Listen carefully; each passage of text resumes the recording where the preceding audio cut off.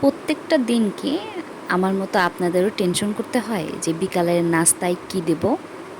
আসসালামু আলাইকুম, আমি মাহি, আপনাদের সবাইকে স্বাগত নাহিন রান্নাঘরে। বিকেলের নাস্তার জন্য হাতের কাছে তেমন কিছুই ছিল না, ছিল জাস্ট পাউরুটি। সেই পাউরুটি দিয়েই আপনাদের আজকে 2 রকম আইটেম করে দেখাবো।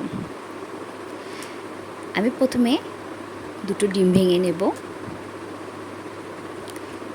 এর সাথে দিয়ে দিব 1 কাপের মতো চিনি। আপনারা চিনিটা কম বেশি করে নেবেন।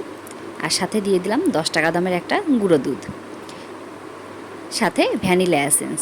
ভ্যানিলা এসেন্সটা অপশনাল, দিলেও হবে না দিলেও হবে। ভ্যানিলা এসেন্সটা দিয়েছি অনেক সুন্দর একটা স্মেলের জন্য। আপনারা চাইলে গোলমরিচের গুঁড়াটাও ইউজ করতে পারেন। এখন আমি এটা ভালোভাবে মিক্সড করে নেব। আপনারা দেখতেই পাচ্ছেন আমি কিভাবে মিক্সড করছি।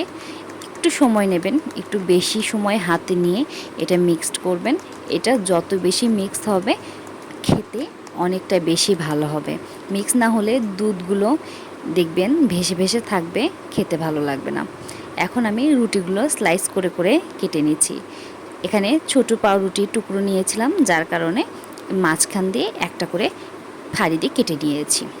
এখন তেমন কিছুই করতে হবে না, জাস্ট ওই দুধের মিশ্রণে ডুবে ডুবে আমরা একটা প্যানে তেল দিয়ে গরম করে রেখেছিলাম, সেই তেলে আমরা ভেজে নিচ্ছি। এইভাবে এক এক করে আমরা সবগুলো দিয়ে দেওয়ার চেষ্টা করব।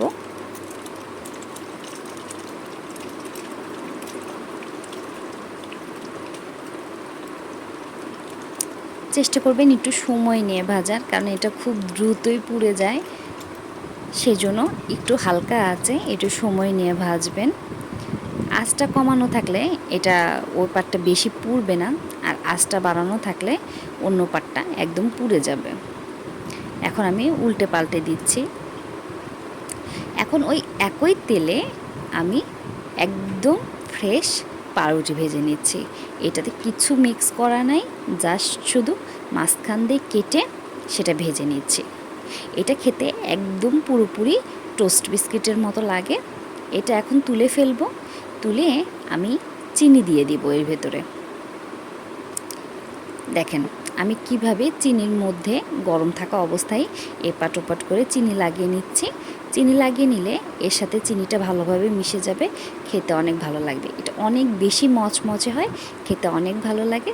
সবাই ট্রাই করে দেখবেন। আল্লাহ হাফেজ।